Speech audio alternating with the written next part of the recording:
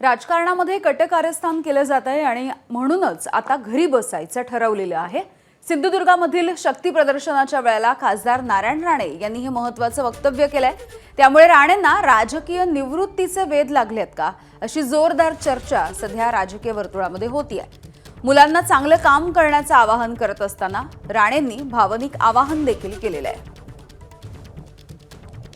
बरीच पदावर अनेक वर्ष राहिलो असतो, पण कारस्थान राजकारणात कारस्थान नावाचा शब्द तेव्हाही अडचण आली, मला आताही आली,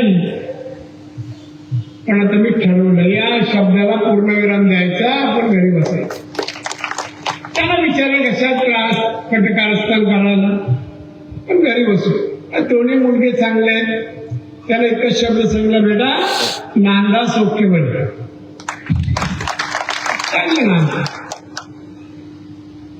चांगलं काम करा, नाव कमवा, आणि दोनही अतिशय चांगलं काम करतात। एबीपी माझा, उघडा डोळे बघा नीट।